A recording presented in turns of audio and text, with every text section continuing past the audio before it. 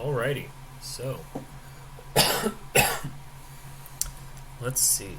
Let's make sure everything is working. Hopefully.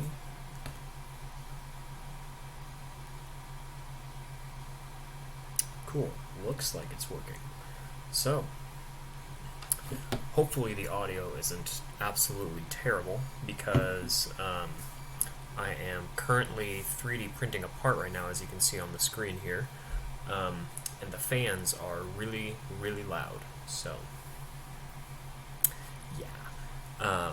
But I've got a part printing right now, and as you can probably tell from the setup of the video, I'm going to be showing some 3D printing stuff today. I'll give a let's see. I'll give a quick update with the CAD modeling for the rocket and show off some new models I made and show how I can take some of those models and turn them into a 3D printed part. So I have one of the parts currently printing right now. It's just it's one of the smallest pieces. It takes like 20 minutes to a half hour to print or so. So I'm printing one of them. I might print a second one while I'm explaining. But yeah, so I'm gonna swap screens or swap the layout of the video really quick. So then you guys should end up seeing a display in a second. Let's see, so there's that. Alrighty, so last time I showed anything off here, I had COVID. Well, technically I still kind of have COVID. I'm on like the tail end of it right now. Still at my apartment, everything all, whatever, safe, clean, whatever the crap. But last thing that I showed was this model right here. I worked on the general outer model of the rocket, and I started some of the electronics on the inside. So if I go and actually turn the visibility for these outer parts off, if I turn them off really quick, you can actually see I've since updated the model a lot. Let me turn perspective off really quick. I can turn this off. Alright, so I've gone through and added some new parts, as you can see. Let me turn on that right there. Alright, so this is the basically the middle section of the rocket in the dual deploy configuration. So this is basically a bundle of electronics that'll all be in that body tube coupler in the middle of the rocket. I don't have the wires modeled, and I'm not going to do that because that's just extra crap I don't need to do. I just know that, bend the wires around until they fit in the volume. That's all that matters. So I have this basically I have if I go open this, we kind of organized the electronics a little bit. I shifted a few things around just a little bit just to make some holes line up a little bit better, but for the most part it's the same layout as what I showed before. I'm getting a spam call from Hope, Idaho. Awesome. Let's kill that. So had a bundle of electronics here, and then what I've made is basically a sled, which is this part right here, this right here, which basically is going to be a single 3D printed part that all of those electrical components can be secured to. So we've got our microcontroller right here in the middle. We have a 9-volt battery here on this would be the aft end, the bottom end. Here we have the antenna for the GPS system.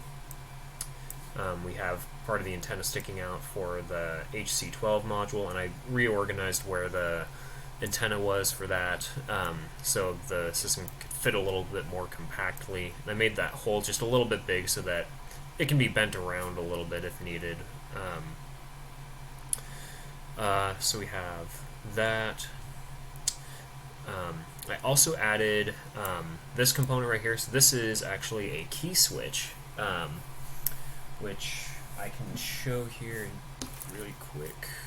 So hopefully you can see fine. So this is just a little, it's basically a switch that you can activate with a key. So what I can have is have a key be used to dictate whether or not there's power even being allowed to be applied to the electronics or not. So this would basically be in series with the battery going to the switch on board the electronics. So basically, as long as this is turned off, there's no way that the whole system can be turned on at all until I go and turn it, activate it. Then it's possible to even flip the switch on the inside and turn it on. And then I can also add a little remove before launch tag on the other side of the keychain thing, and that's kind of cool. So yeah, so this will be able to kind of like hang off the side of the rocket while it's being transported around, set up at the launch pad and everything. And yeah, so that's what that part right there is. And then let's see, we have on the other side we have the Eden 2 breakout board in the middle right here with a whole bunch of stuff mounted to it. This is what I showed a lot of modeling in the last video. So I showed that. Some new parts. So here on the bottom end, we actually have. Let me get them out of a drawer really quick. I have. Let's see.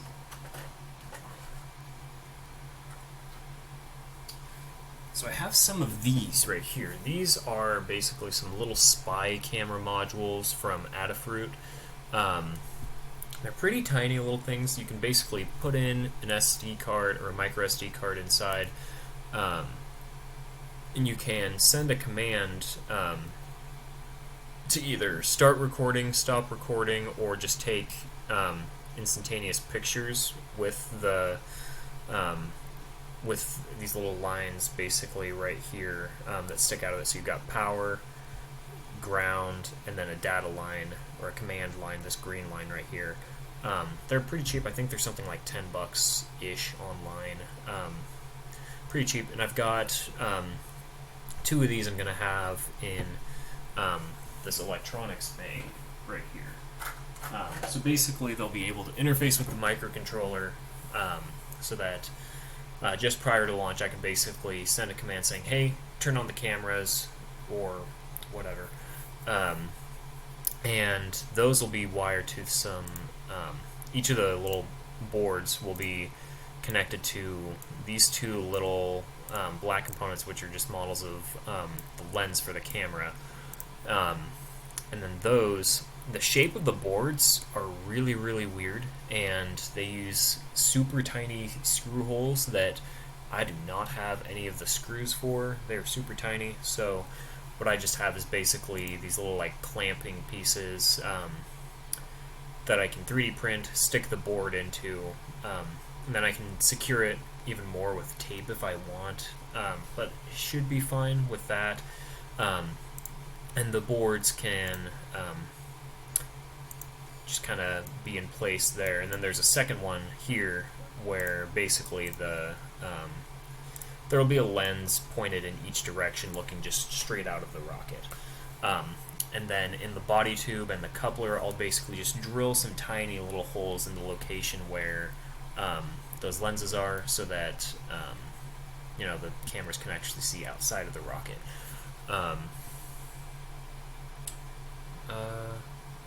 I just realized you guys probably couldn't see what I was actually holding up, because I think I have... Okay, yeah, so I've got the camera pointed at the 3D printer. I'll show here really quick. So...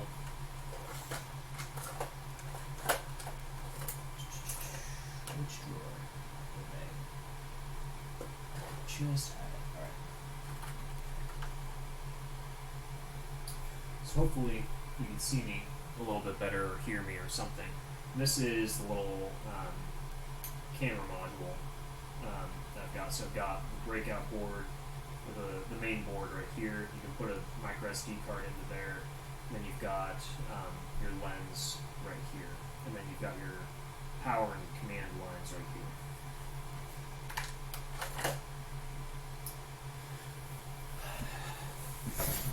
So, let me see if I can switch some things around really quick. Let's see, just a sec.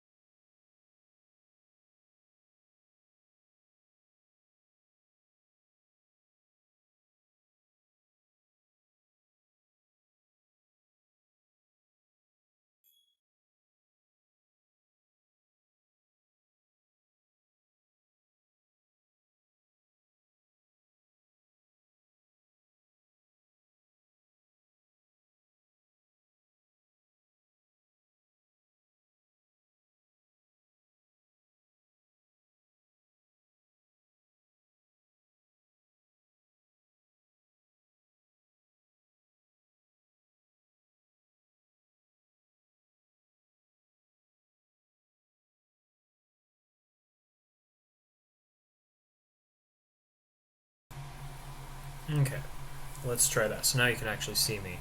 So I do have a view going of the 3D printer printing right now, and it's almost done with a part. I might go and swap it in just a sec, start another part on it, and I'll continue walking through with this model right here.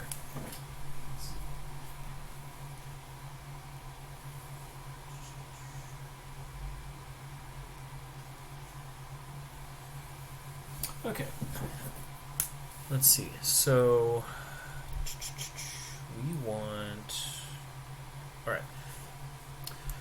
So basically, back to these spy cameras. Basically, right here, they'll be looking out either side of the body tube, just straight out the side. They'll be kind of clamped to one side of the sled, just underneath some of the parts there. Now, this whole sled right here. One thing that is important when making 3D printed parts is designing your part to be easily 3D printable. You can design whatever the crap you want, but when you are 3D printing a part, it's best to design it and keep in mind the idea that this part is going to be made layer by layer from the bottom up. So this part right here was designed to mostly be printed with this face right here being the bottom face, and then any of the stuff on the other side is basically able to be printed, if I can orient it right. There we go. so that then all of the stuff on the top can be added. There's a little bit of overhang with this little cut right here, and there's another one on the other side, but it's a small enough area where like this straight overhang or this bridging isn't going to be too much of an issue.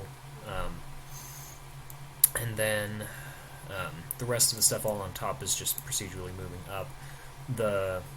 These holes right here, so these 3 holes, and then there's some on the other side as well, and then there's some holes at the forward and aft ends of this as well. Excuse me. But those holes are small enough to where bridging across with the filament head won't be too much of an issue. And yeah, so then there's just a variety of holes and other features on the top just to make mounting all of this easier. Now, you might think, oh, this looks super complex and everything. Really, it's really not that hard to do. So let me show you how I did it. So what I did was, I'm actually open this up again. I can go through, let me suppress a whole bunch of things really quick. Which suppressing basically is just turning off features temporarily without deleting them. It's the equivalent of like commenting out a section of code. So I started out with just this simple rectangular shape right here. Just, you know, nothing too hard, nothing too fancy. I took this and basically placed it in the assembly where all of these electrical components are. I just slapped the part in between the parts really quick, just made sure it was constrained properly. And then one thing that's really cool that you can do in at least Inventor is here, let me close this. So if you have an assembly that is currently open and you have a part, you can actually modify the part while you are inside the assembly. So I could basically, let me do that. So I can edit the part and then still see all of the geometry for the parts that are all around it. So I can, let's see. So if I wanted, let's say I wanted to make a hole where this antenna was, I could go and make a new sketch on this surface and then make some circle. I'm not going to do the math on it really quick because I'm just going to delete this in a second. But then I can go, I can make that cut, extrude it through, and then bam. Now I have a feature there. Now I can go through, let me undo that really quick. Let me unsuppress all this stuff. Unsuppress features. There we go. So basically I went through and added features for all of the parts that are in contact with this sled piece. So any of the screw holes, anything like these walls to go and kind of hold on to like the GPS antenna right here or the 9-volt battery. I can go through and add all of those features however I want. I can also do the same thing at the top and the bottom end with some other components right here. So this basically is going to be a little like step down ring that'll be on the inside of the body tube coupler. That this will be permanently in place in the coupler. It's basically this little section of cardboard right here. This will be, let's see, let me turn it on actually.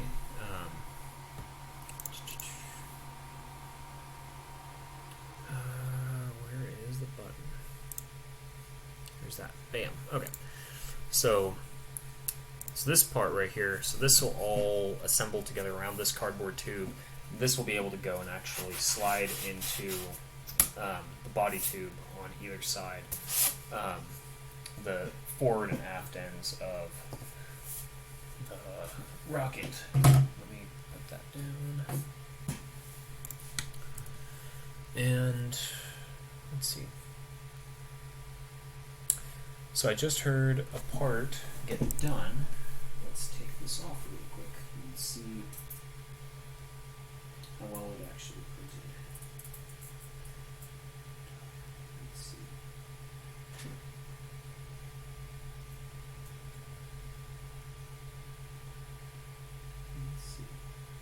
I just got this printer about a week ago. This is a Creality Ender 3 Max. Has a pretty nice print volume. It can print, let's see, what was it? It's 300 by 300 by 300 and 400 that it can print. Pretty good.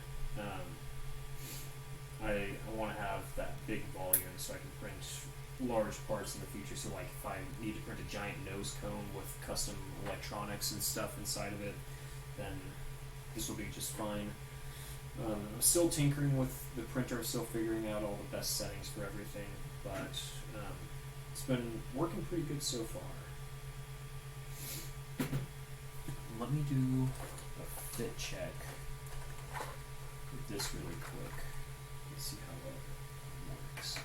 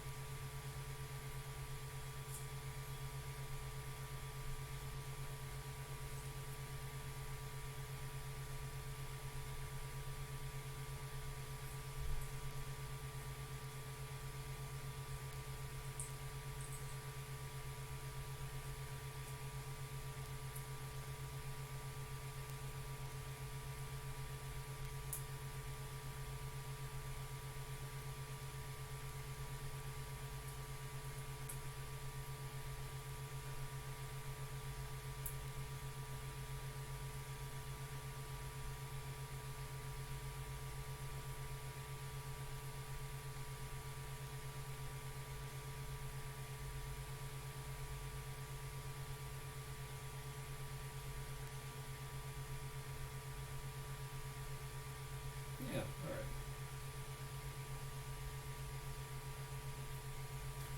Let me see here.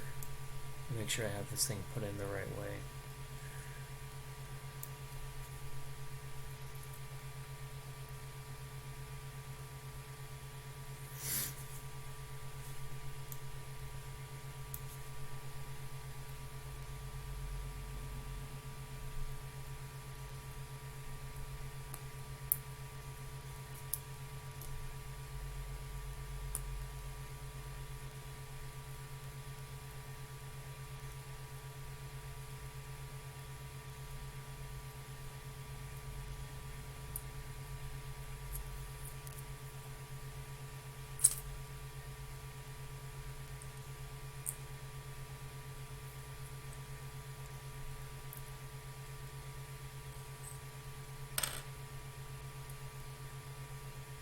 Yeah, I think that'll work. So let me get another round of that same part printed, or get it started really quick. Let me see, just a sec. Okay. Let's see, so... Okay, cool. So... Alright, so back to this. So that part will take about another half hour-ish to print. And so what I'm printing are these little pieces right here. So if you can see in the tiny little view, I've got one of them right here that's just got done being printed. The next one will start up here in just a little bit. Those, let's see.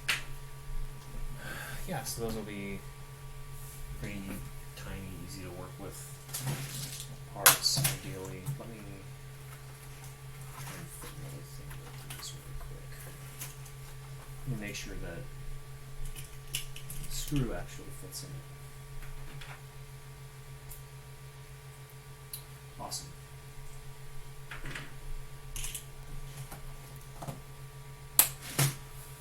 Okay, so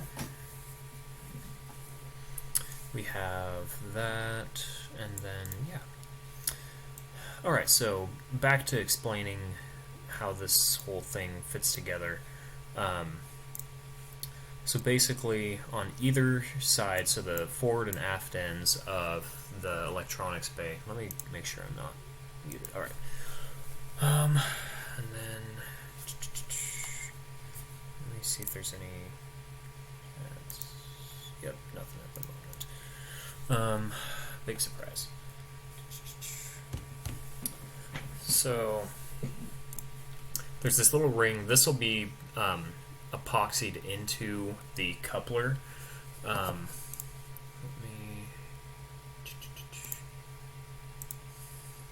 me do like a half section view really quick.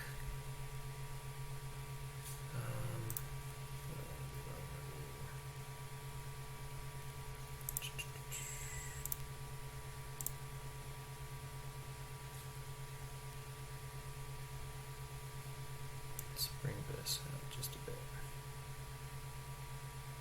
Okay. That should be good enough for a sec.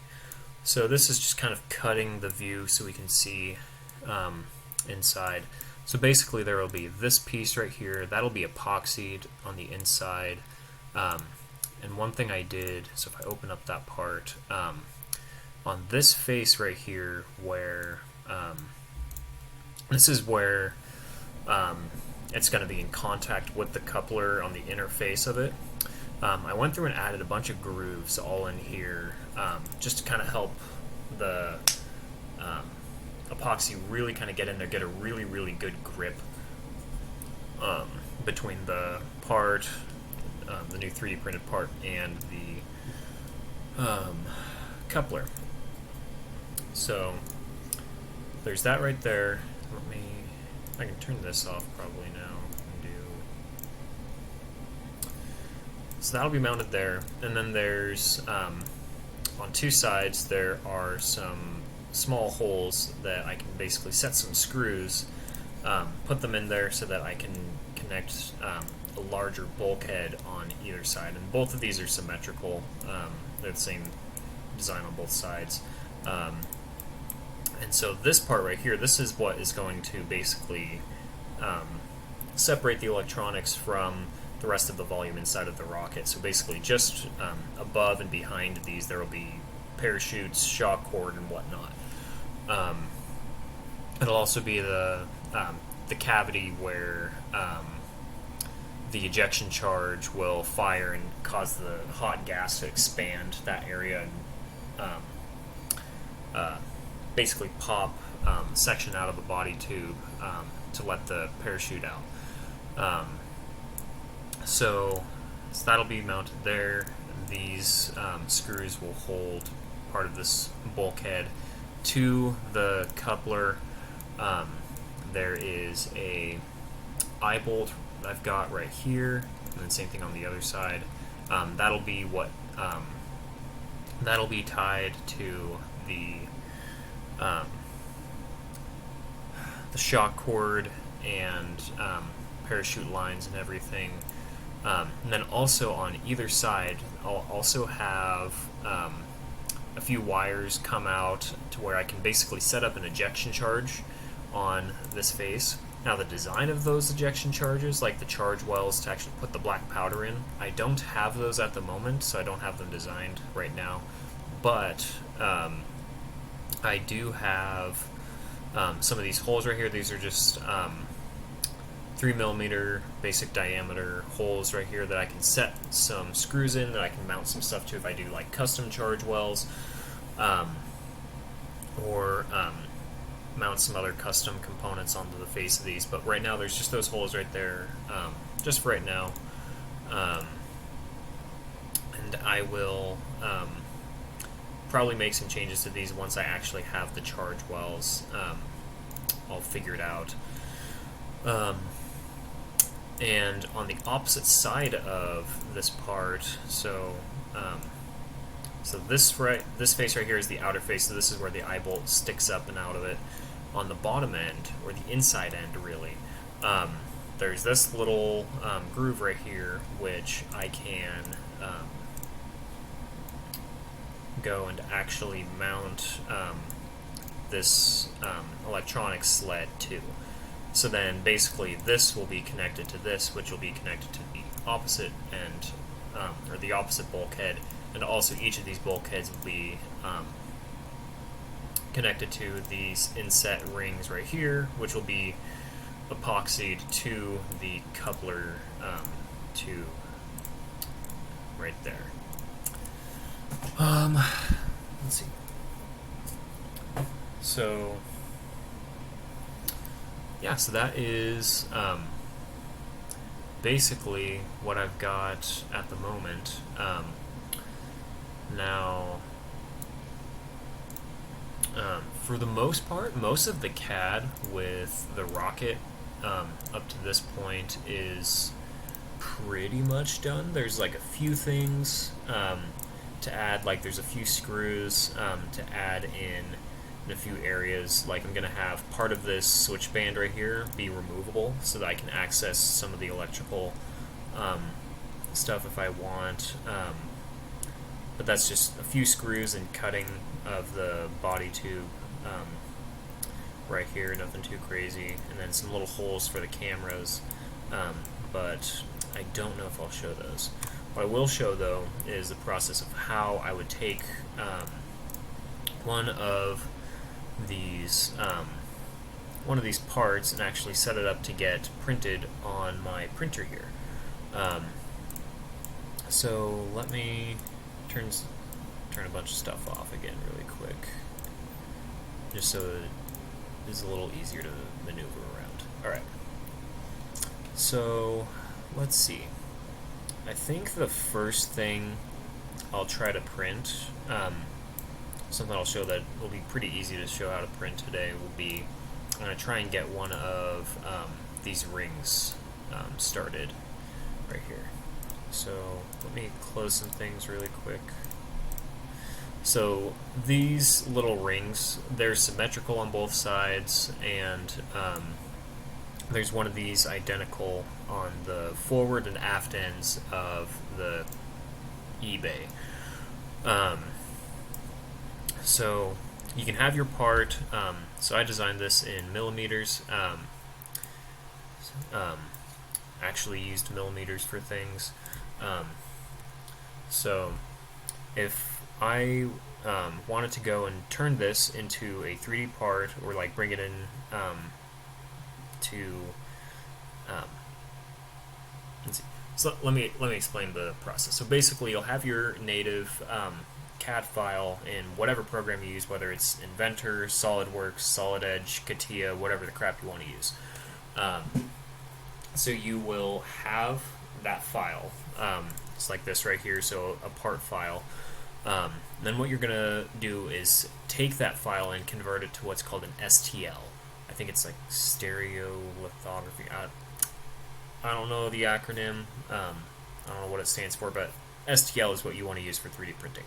And then you'll take that STL file and bring it into a slicer, which is a program that basically looks at the 3D geometry of your part and then determines basically what the path is for the 3D printer head to actually move around and make all of the layers for your part. It generates that path for you. And then you can take that giant path for your part, or what's called G-code, and you can take that and bring it into your 3D printer, hit start, and it'll go and basically move the head around that path. So I'll show that whole process here really quick. So I have this part right here, so let me save that. So at least, so in Inventor you'll go up, you're going to go to export, and you can choose a CAD format. So there's a bunch of different types of things you can export to. So like if you want to export to like an OBJ or IGS or like a step file like here, So you can do those, but we're gonna be playing with STLs today. So I already have a folder started with some stuff, and I already made a file right here to start with. But so I'll go here. One thing that is important to do is sometimes when going across one file type to another, your polygons in your part, they can be basically the resolution of your part can get changed. So if you have, say, some circular part, your polygons can get reduced to where you have something like in an extreme case, like an octagon around the perimeter of your circle rather than a nice smooth circle. So what you'll want to do is, you'll want to go to options, and you're going to want to choose high resolution, or you can do whatever custom, whatever stuff you want. You can flip these around however you want. Normally I haven't had to mess with any of these at all, but basically just pick high resolution and then you'll be good to go. Another thing that is important is to make sure that you're exporting to the same units, or if you're scaling to the right units. So, for example, if I made this part in inches in Inventor, I would want to make sure I export the thing into inches instead. I'm using millimeters this time around, so I already have millimeters selected, so we are good to go. Let me check something really quick.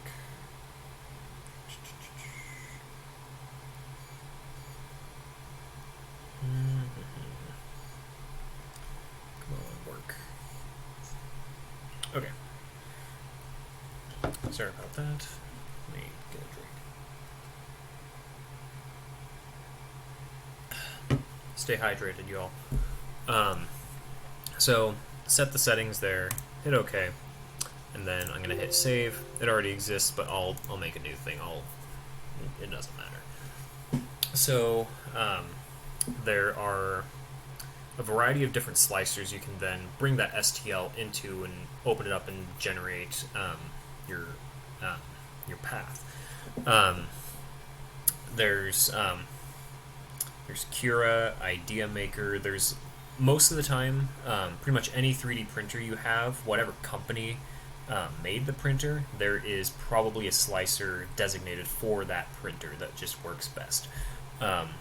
There is one for Creality, for the printers that they make, so including mine, the Ender 3 Max, but instead I'm going to be using a slicer called Cura. I bring all the properties in already. It's just fine, and they all do the same thing. Just some crash a little less. Some have a little bit more options or freedom to go and change your settings around however you want. So I already have Cura open. I can actually, let me close this really quick and get rid of that, or I'm going to delete that. I'm going to go prepare. So this is what I see when I go and open up Cura, basically. So I can go right here to add a file. So I'm going to select this file right here, which is what I just made. So then that brings in our part. But obviously we don't want to print it like that. That is just mind-bogglingly stupid to print it like that. So we're going to take this and we can go and move it around however we want. You can also just select it and drag it around.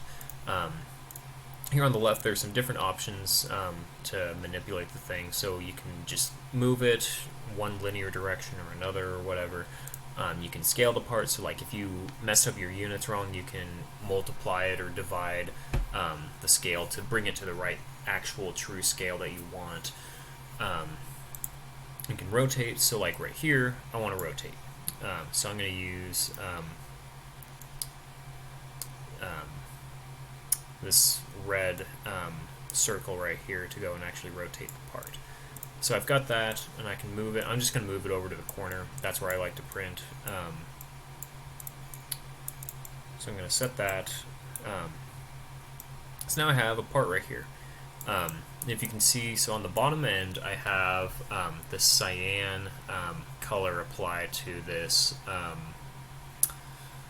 bottom face. That's basically where the part is going to be in contact with the print bed, the starting surface that the printer has. And then anywhere you see red, those are where overhangs are, basically. So most 3D printers, they can handle a little bit of overhang to some extent, but typically they don't want to go more than around 45 degrees until that's when you start getting kind of messy looking prints. So I made sure that everything didn't go from vertical greater than 45 in any direction. So this bottom end is right at 45, so you can see that's why it's got some red there, but it'll be fine. And then if you see the little grooves right here, I have some overhang around each of these, but again, they don't go that far. So yeah, so there's that. So let me bring this out. There's some other settings you can do to move the thing around, or you can mirror it across one way or another. You can set different settings for different models if you want to bring in multiple files all into your print job all at once, or support blocker. That's where if you want to select a section that is generating support but you don't want it there, you can just get rid of it with that. But we're not going to deal with that right now. We're going to try and print this part without any support material at all. So with Cura, you can select different 3D printer settings if you want. Right now I have a Creality Ender 3 Max. That's the only printer I have. Everything else that I've printed has been at a school or at work or something where I just have access to a printer and material. But this is my own printer on my own home system, so that's all I need. Once you have that printer selected, then you can select different materials that you're playing with, or the size of nozzle that you're using. So I'm using a 0.4 nozzle, or 0.4 millimeter nozzle, and I'm printing in PLA today. I've got a light gray Hatchbox PLA. It's 1.75 millimeter diameter filament. It's worked well so far. It's pretty good, but you can print in whatever the heck you want. But for something like rocketry, you'll want something pretty strong, something that can survive like shocks, like during your parachute deployments, because there's going to be a shock when the parachute goes and catches and everything kind of settles, or when an ejection charge goes and you're getting a sudden basically pop off of a part coming out of a body tube. You want some good strength and elasticity to be able to survive that event, and PLA is a material that should be fine with that. You can also use ABS if you have the right printer for it. You can use PETG if you want, which is basically like ABS, except you don't need a enclosed system. And there's some others that you can use, but today we're just going to be playing with PLA. That's all that matters right now. And then on the right, this is where a lot of the magic is. This is where you can go and change a whole bunch of settings for your part. So one thing that you can start with is you can basically choose how good a quality you want the part to be. Obviously, if you want super quality, I'll explain that thing in a bit. Basically, you're going to have a much smoother model, a lot less of like the line work, or you'll have not as big of lines between each layer. Or if you go with low quality, that'll have a lot more lines between everything, and it won't be as accurate, but it will print way faster. Sorry, my throat is really dry for some reason. For this part, I'm going to try for super quality because I want this thing to be really, really nice. I want to get that nice snug fit of the part in the body tube coupler. And also I have plenty of time for the thing to sit and print for a while. So I want to make sure everything goes and fits very well. So let me minimize a bunch of things really quick. And I'll go one step at a time with all this. So quality, already picked that. So that's basically your layer height. So that is, so that's already determined here based off of what I selected here. So I can get rid of that. With walls, we can choose our wall thickness. I want basically 4 passes of the head to be the thickness of my wall. You can choose whatever the heck you want. That's just what I have. And a lot of stuff already gets, when you first install Cura or any of these programs, a lot of them, they'll put in like some of the default, like what it thinks is the best values for your printer and material. Then you can go and kind of tweak things a little bit here and there. So these are after I've already printed a few things with my printer. I've just found a few tweaks here and there that work. Top and bottom, you can also change the thickness of the walls there. I'm not going to change anything. Infill, this is important. Infill, so basically you can set how dense you want your part to be. So on the inside you can have it be like mostly hollow if you want the part to be just kind of like you know, like a light, like quick and easy to like just show and demonstrate some shape or something to just do some fit checks with or something. Something that doesn't want to handle a lot of structural load. Meanwhile, with this, obviously, this is going to be a part that we want a lot of strength in, so we are actually going to want this thing to be 100% solid. We want this thing to be as strong as possible. So I'm going to do that, and then there's different patterns you can do for how to fill in the part, but those really only show up if you have a hollow part. And I can show what that kind of looks like really quick. So if I did, let's say I wanted 20%, and I did cubic, and I'll show some of the stuff here in a second. So let me go. So what I can do is I can actually go and look at the layers inside of the part. And if you see this orange stuff right here, like these lines that are in here, so this is based on a pattern that I can choose here. That chooses which shape I want that internal structure to be to kind of fill in. So I can go and basically scale down in the part, and there's a whole kind of cubic design that's all in there.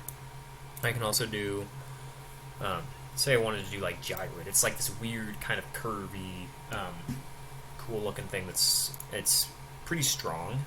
It just takes forever to print. There we go, something like that. So that orange in there, as we scale up with the layers, it has that weird kind of geometry that's really good. And you can do whatever pattern you want. Different things have, or different patterns have different benefits. One thing that's really cool with lightning,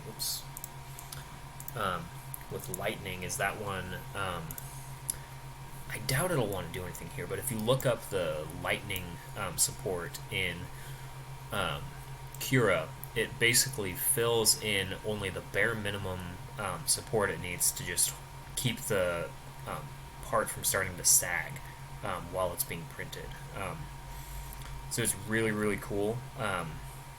If you want to just save a bunch of material, it isn't as strong as the other options you can do though.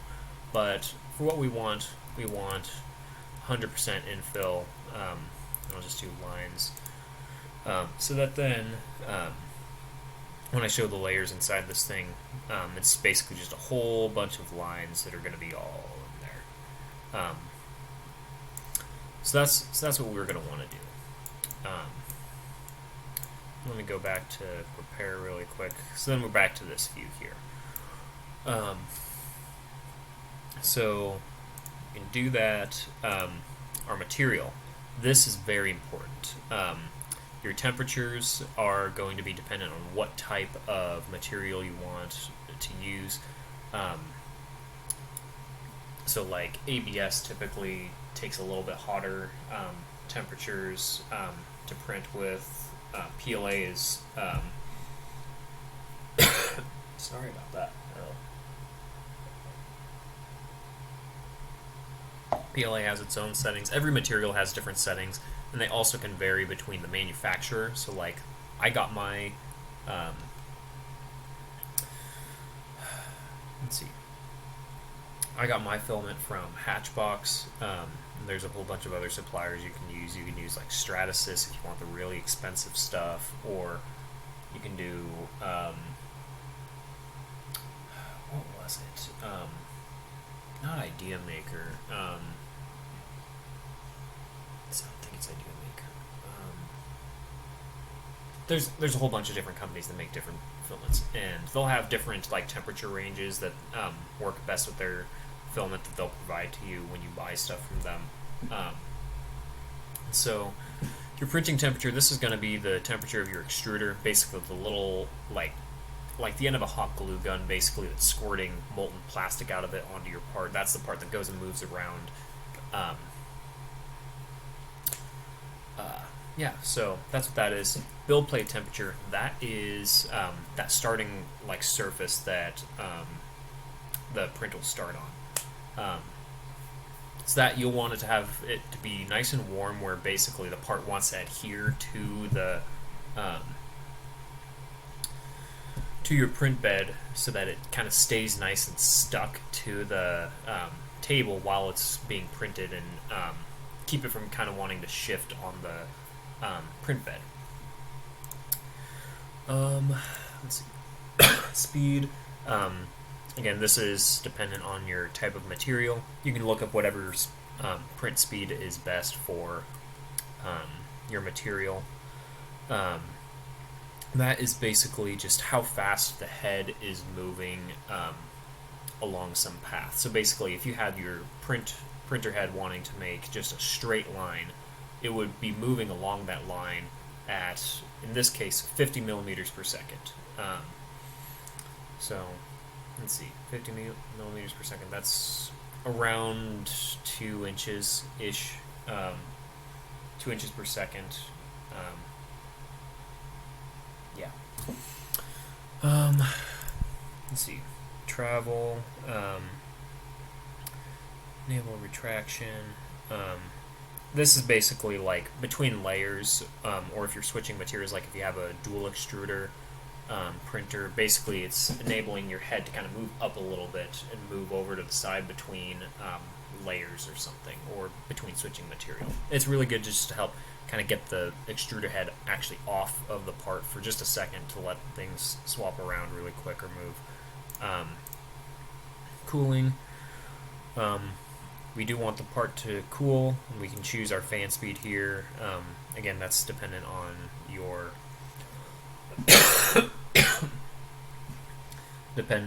material. You can look up what fan speed settings are best for your printer. Support. This is a very important option. This will generate support wherever it thinks it needs support. So in this case, so I designed this part so it doesn't need support material, so it shouldn't really do anything, but basically if you had some sort of overhang somewhere, so some part where you have, let's say you made like an arch or something, it'll want to put a little bit of material up in the middle of that arch to kind of support that top bit where it wants to be printing mostly horizontal for the most part. That way it keeps the part from going and kind of sagging when the head is going up near that top region. You can choose your overhang angle that's acceptable there. So I designed everything to be 45 or under. So in this case 59, nothing will be generated. Support placement, we can also choose whether we want just support touching the build plate or the print bed, basically starting from the bottom and moving up, or if we go everywhere, it'll allow you to, like, let's say you had some shape that looked like a number 3 that you were trying to print. So if you have basically some different parts that are stacked on top of each other that need support, kind of like this. If you select support to be everywhere, it'll let you, so you'll have a little bit of stuff here at the bottom, then you'll print, then you'll have some sort of support between these two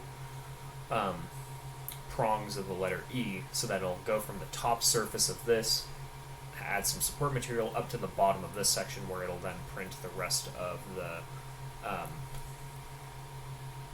the model material there, and then do the same thing up on the top. Meanwhile, if you just did touching build plate, it would just be a little bit on the bottom or wherever it needs, just on the bottom, and then it might try to basically have some sort of support go around that bottom part and then kind of bridge over across to that middle section. And the same for the top section, maybe.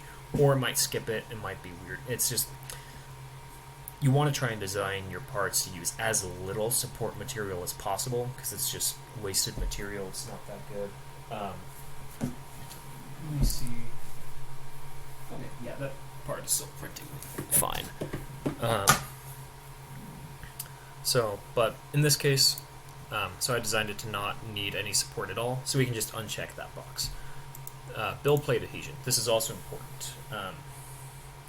Let me get some water really quick, because my throat is just wonderful. COVID is great.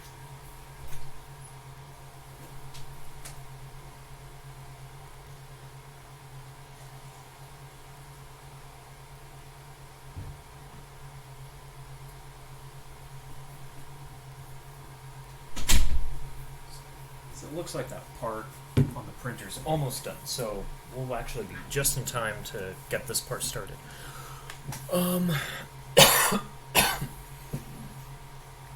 So, alright, let's make sure this is still working fine. Okay, cool. And then that, yeah, no comments, wonderful. Alright, different types of build plate adhesion. So these I can preview a little bit easier. So these are different ways you can have your part be attached to the to your print bed. So I'll just go in order.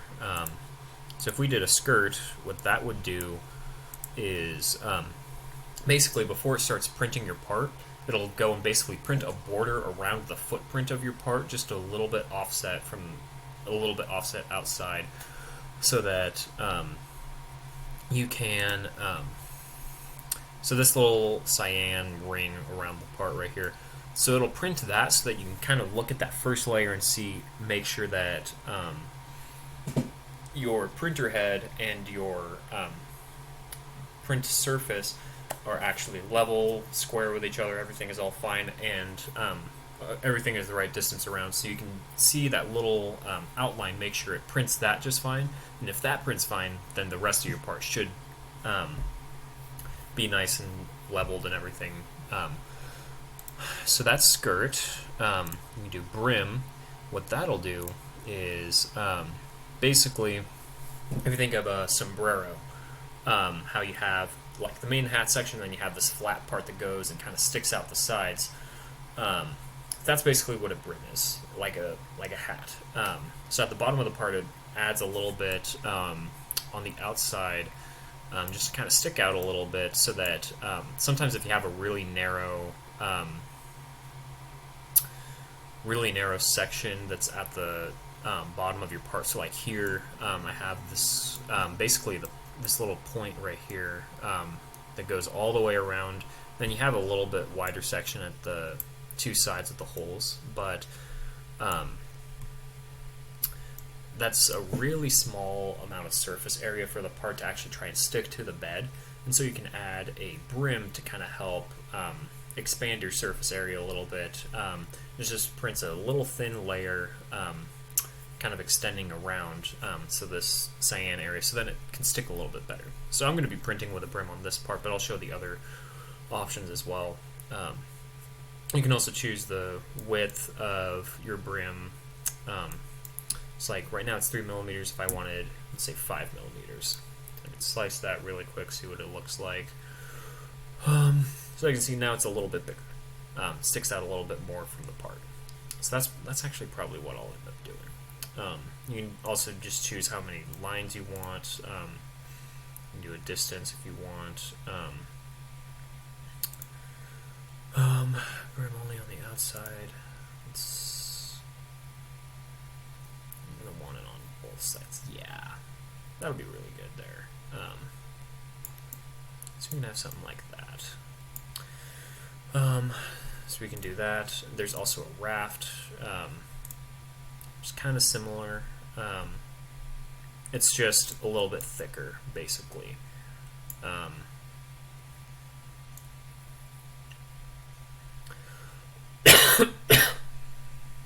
It's a little bit more rigid than a brim, or we can just do nothing at all. But I'm going to use a brim. Do some of that. Let's slice that really quick. So we've got that, and then dual extrusion.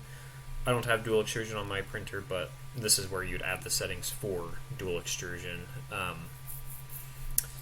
And I haven't played with that in Cura, so if you want to play with that, then you're going to have to find somewhere else. But also, if you are new to 3D printing, chances are you don't have a printer that has dual extrusion on it. So, yeah, I don't know. Let's see. So we've got that. So that looks fine. Let's go through our layers. So, also on the right, there's this little bar that I can kind of move. This little slider I can drag up and down and basically look at each of the layers that go all through this part. So if I go up to the top, I see everything, or I can go all the way down to the bottom layer. So I can go through and make sure everything kind of looks fine. And all these different, like kind of thick, looks like a giant. If you've ever seen those videos of how hot dogs are made, how you have just a giant tube of pink, basically, that goes squirts all around. So that's all of these are. Different colors mean different things. So like the red right here, that's the color for a wall, like the outer surface. Green is the wall layers coming just offset from that very outer layer. And then you've got your yellow. That's part of like your top and bottom, your insides. Depending on what kind of support you have, those could be orange. You can set those all different colors, whatever. It doesn't really matter. Those colors don't they don't show anywhere at all. It's just to help kind of show you different parts of your path throughout the whole thing. So we like that. Everything looks good. And so let's see. Alright, let me see.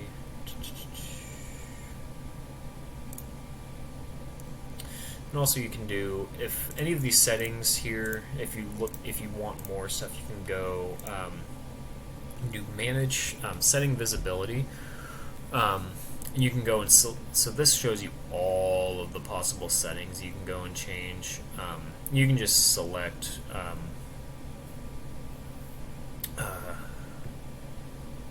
whatever setting you want. And actually, one thing I need to look up. Let me look something up really quick. There's one setting I want to try and find and turn on. So if you see here, there's this kind of gray section right here. This is basically like a seam that will basically, since this part is like a giant ring, you'll have the head, it'll go around and make a circle, but it has to start at some point on that circle. And it'll start, move around, and then come back to the end of the circle, and then it'll move around, work on the next layer. But it'll go and have that seam, or the starting and ending point of the circle, be consistent all the way up. And you can end up with this kind of line or this bulge that this discontinuity in your part that isn't really good. sometimes it can be a little bit too strong or not strong enough in that area. And one thing that's good to kind of even everything out all around it is to have that seam actually start, or that starting and ending point for the circles, or any of your layers, have those be all in random places, kind of scattered around, so that you don't end up with a straight line. You just end up with a nice smooth part all the way around. So let me see if I can find that one setting really quick. I'm going to look it up.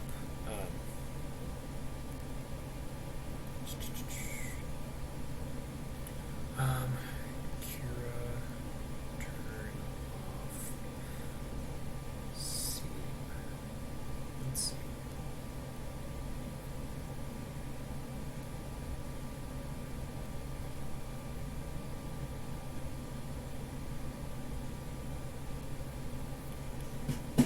Let's look this up. Ooh, getting an ad from the Army. Find your warrior. Oh. Military's cool and all, or Army is cool and all, but Navy is where it's at. I almost went with the Navy a few years ago.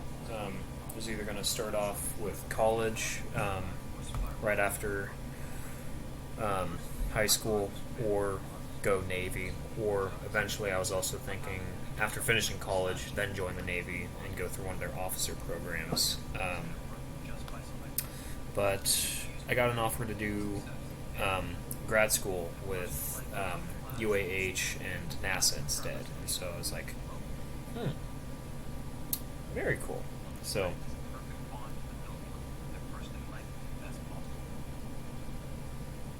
let me try and find the thing.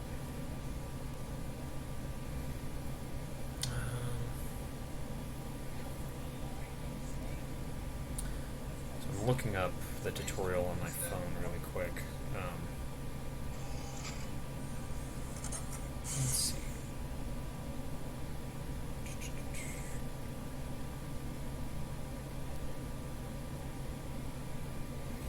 Wall thickness. Want to shell. I have 3 outer layers, and then if I scroll down, you can see I've selected outer before inner wall. So it's going to put the outer and then the inner, and then fill the gaps in between. So I have that set. Okay, so I'm under. There's 4 different options: user specified, shortest random, and sharpest corner. Seam corner preference is below that. There's none, hide seam, exposed seam. Okay. So we have some options hidden, but we can go through and add some. So let's go to under the walls section. We want outer before inner walls. So we want that. Fill gaps between walls. We want that.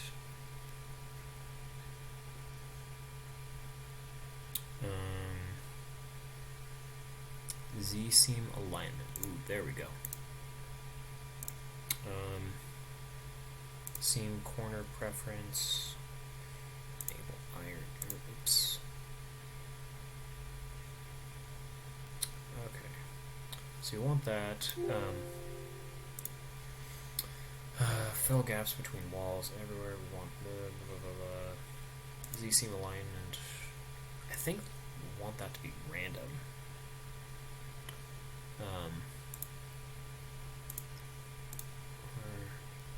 Yeah. So we'll want that to be random. I'm pretty positive. To start, we're just going to use shortest for the shortest speed and exposed seam, so we know where the seam is. And when we slice it and look in the simulator, you can see it starts at the same point over here on the side, both inside and outside, fills the gap.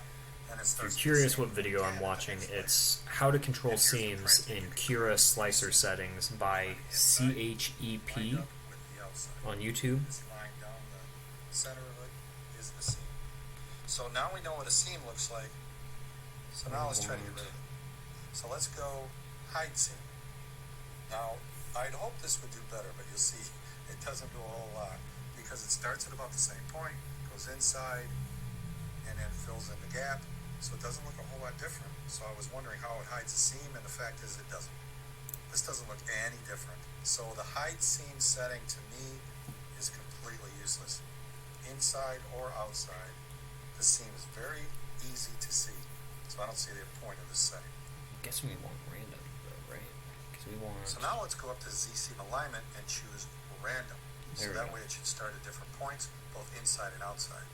And when we slice this and look in the simulator, here's the starting point of the outer layer, and the inner layer is different. And then it fills in, and then the next layer, it started at a different point. So it is randomly jumping around this thing, Okay. both inside and outside. So And let's here's the print. slice You see that. little spots where you can see where it started and stopped, but there's no. There we go. Yep, that's what we want. All right, so you can see there's a whole bunch of those little gray spots that were originally all vertically in just this one area right here, this seam. All of those points are now in random areas all the way around. So that strength will be, so it'll be a lot stronger all the way around. So See, there's nothing lined up. I'm pretty sure that's the only thing I need. Let's see. Now let's try user specify. This accepts you're going to have a seam, but you want to put it at a specific spot. To do this, I suggest you do seam relative. That way everything. I don't So want. let's do missions in. I don't want any seam at And all. every time But it's very. there we go. All right. Yeah. Joe, let me know in the comments below. Thank you, sir. Or no. Windows 11. I don't want more security issues on my computer. But so the video I just watched, let me make sure I can actually show it. This video right here by CHEP right here, that's the video I just watched if you're curious. There's a whole bunch of videos out there. One thing that's great with the 3D printing community, if you have any question, there's somebody out there that probably has like 1,000 tutorials on how to do your one specific thing. So we have that now. So we've got super quality. Everything is all nice and hunky-dory. So everything is good. So we have that. So now what we'll need to do is some 3D printers have this, some don't. The way my 3D printer works is you have to use like a micro SD card or like a USB or something. Basically, have some files saved locally on your SD card that you plug into the printer. Then you can select the file in your printer and it'll start and everything. Some others, they can be controlled remotely or with a USB cable directly to your computer. So I'm going to grab my SD card really quick. We can also take that off. Get that started.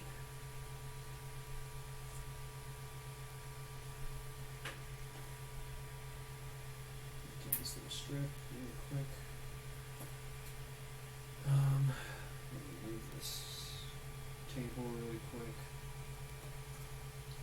And the SD card, so if you can see,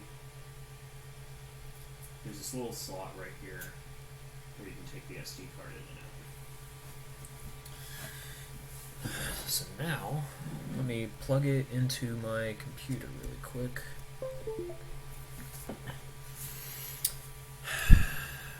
Let's close that. So back to Cura. So we'll want to do save to removable drive. And so it'll automatically detect the SD card. So it just saved the file as this right here. So CE3 bulkhead forward coupler .g code.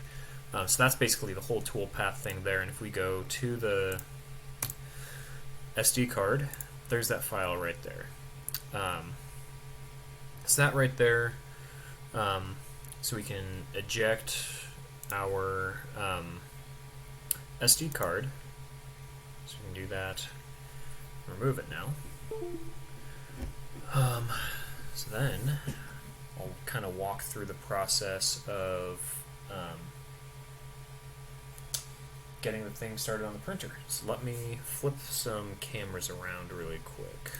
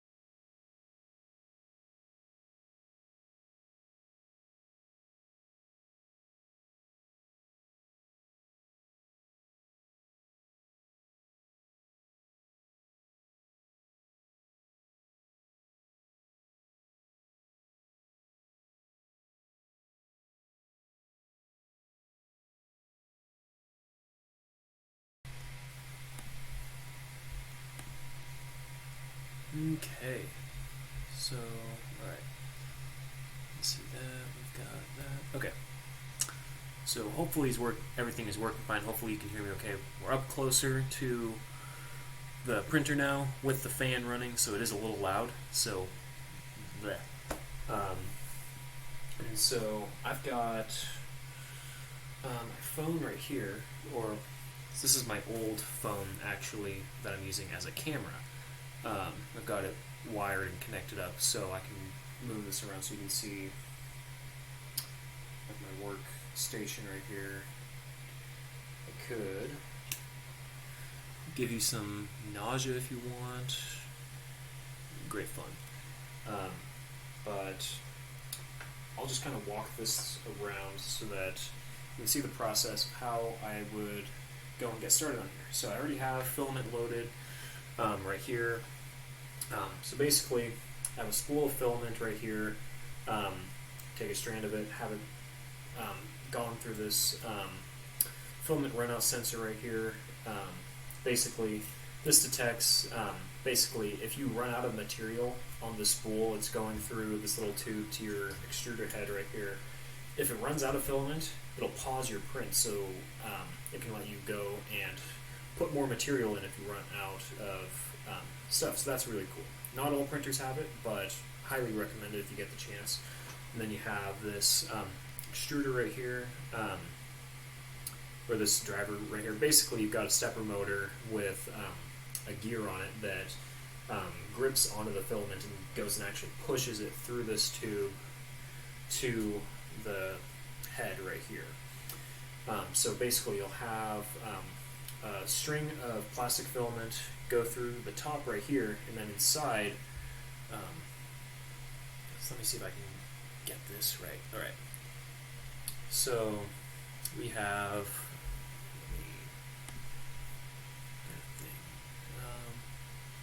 alright, so at the very bottom there's a tiny little nozzle right around there. That's where the plastic actually goes and squirts out of. And that right there will go and move around. So this this print bed can move one way or another. This head can go and move one way or another, and then that carriage can also move up and down. But I'm not going to move that right now because this right here is all nice and greasy. I don't want to mess that up. And then we've got our screen right here, which there we go. So this is what shows up on the screen. So it shows me my extruder temperature right here. And then I've got the print bed temperature right there. Both of those are in Celsius. It says the printer is ready. I already went and put the micro SD card in there. So I can use this little knob right here, push down to select something, and I can also turn it. So let me try and hold so you can see the screen. So I'm going to hit start.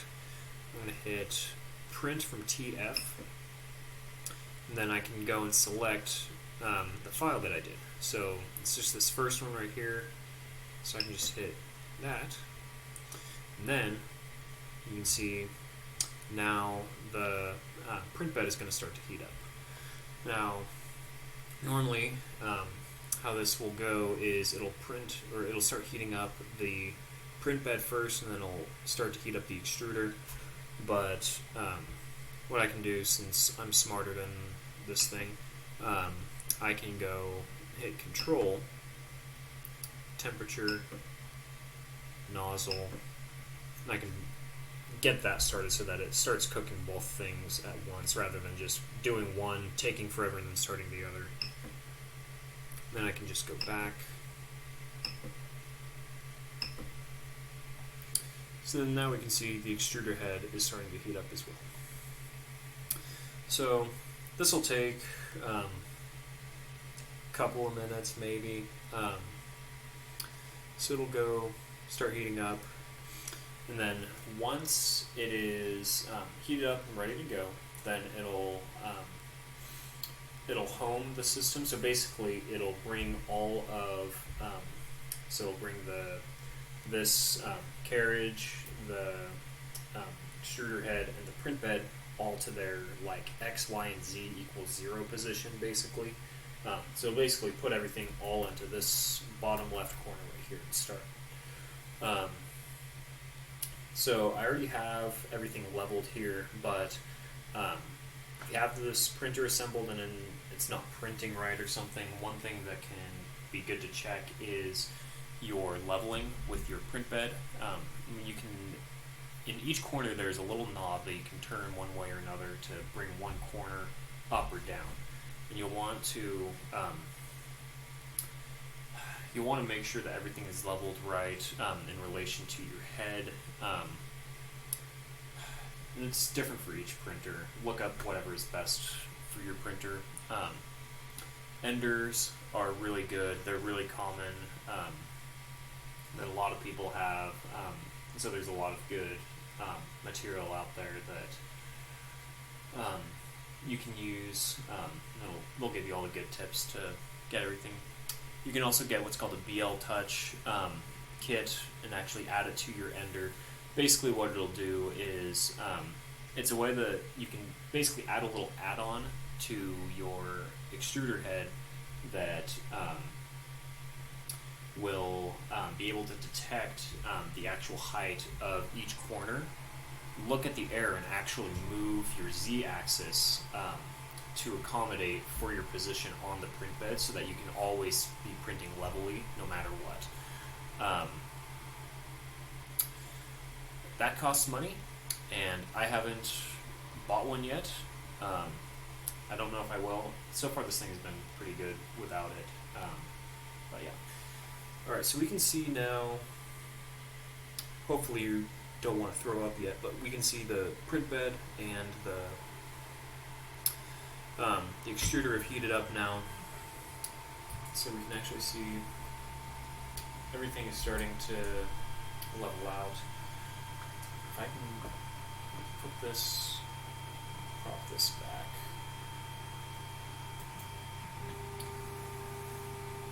So we can start this.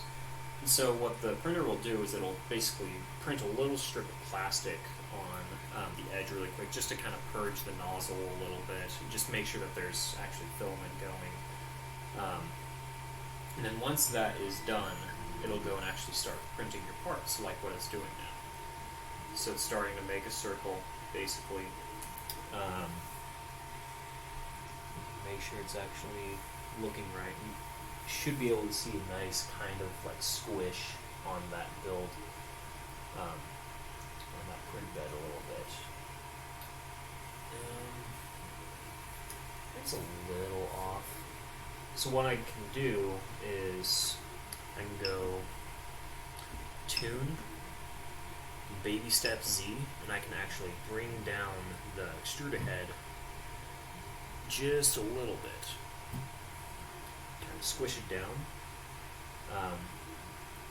So hopefully, oh yeah, that is not good there. So I'm gonna restart this print really quick.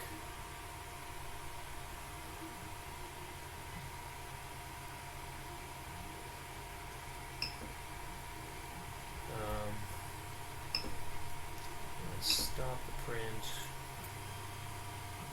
Let's try that again. So let's take that material off really quick. And so I just tried to re-level it again, or reset the z-axis, or baby step it, I mean. So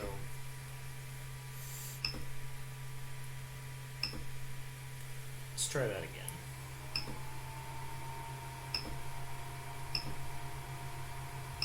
I'm just turning the temperature back up to start the print again really quick.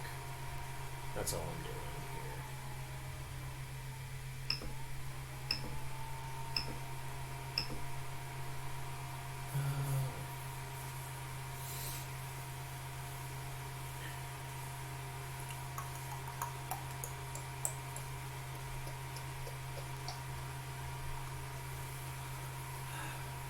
So one thing that's really good to do with 3D printing is to,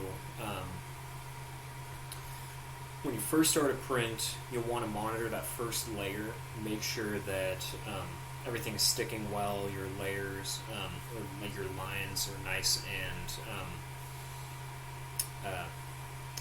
clean looking. Yeah, you want all that to look good, and so sometimes it takes a few tries just at the start just to get everything nice, fine-tuned really quick, started. So, alright. So, starting up now.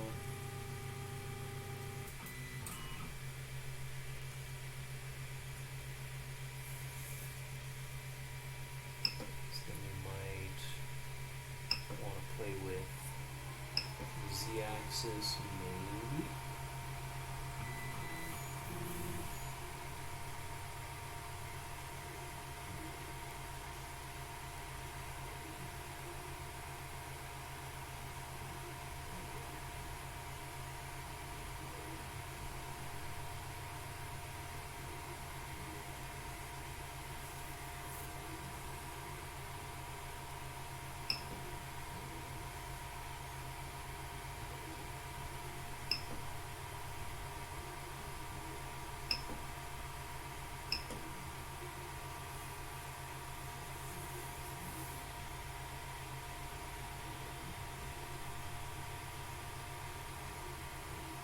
Let's see.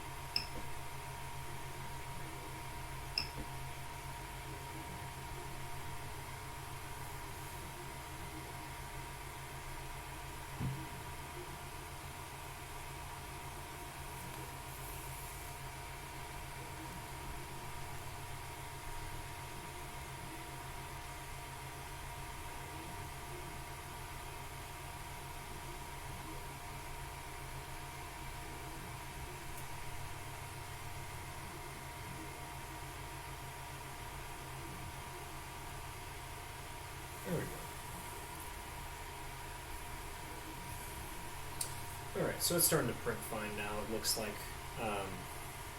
So I changed the z-axis tuning just a little bit.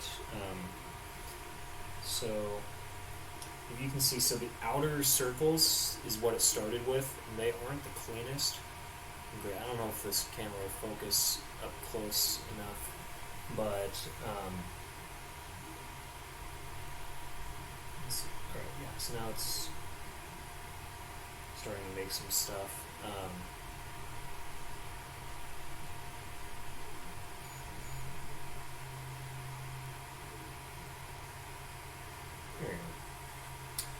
So the inner circles are a little bit cleaner, they're a little bit flatter. Now it's working on that interface of, or that inner part of the brim. So let me see if I can bring this, position this camera. Crap, that was real classy. Okay.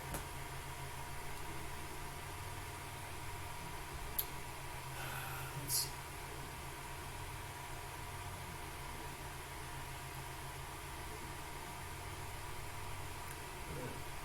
What is something blocky I can put this on? Let's try Danish cookies. You are now a camera stand.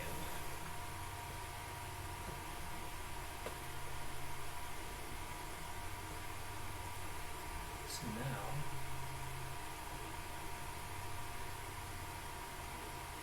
you see a little bit better. Okay.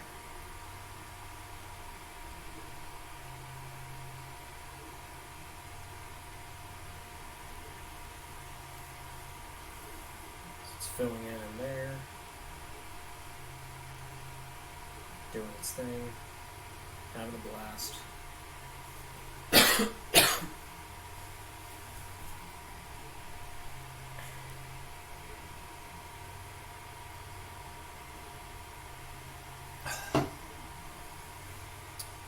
Let's see. So let's see. So that is basically how to print. And I'll do this same exact process a bunch of times for all of the other parts that I need. I'll basically have two of these rings made. Two of those. I'll have two bulkheads on the top and bottom end that mount to the sled and those rings.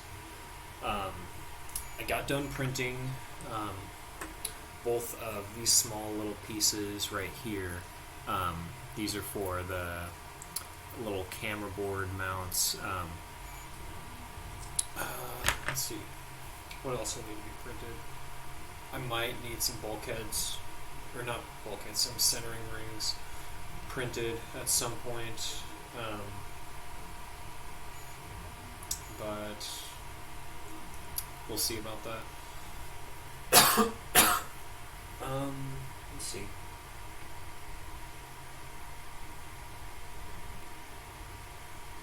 Yeah, for right now, so that's what we'll do. We might need, let's see. We might need some stuff for the nose cone eventually, but I don't have that physically here yet, so I don't want to do too much on just like random crap measurements that I made up to try to fit a picture.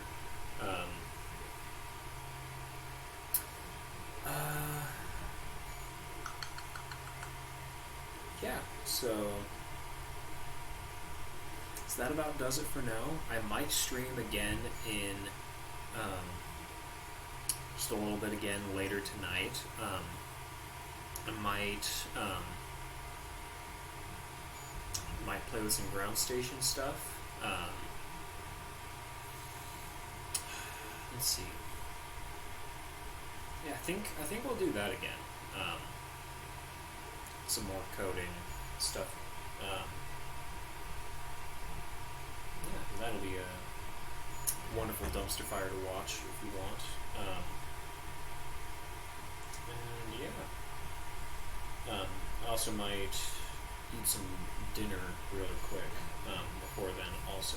So, yeah, so if you watched any of this, let's see, I don't think there's any comments, right? Yeah, nothing. So, if you watched any of this, thanks for watching, I guess. Hopefully it wasn't too stupid. But yeah, so this is how to 3D print some stuff, and I'll do this a bunch for my other parts. I won't show the process again, like how to take apart from Inventor, bring it to this, because it's not needed. It's the same thing over and over again. But yeah, so I'll post pictures eventually of like the finished parts that get done here,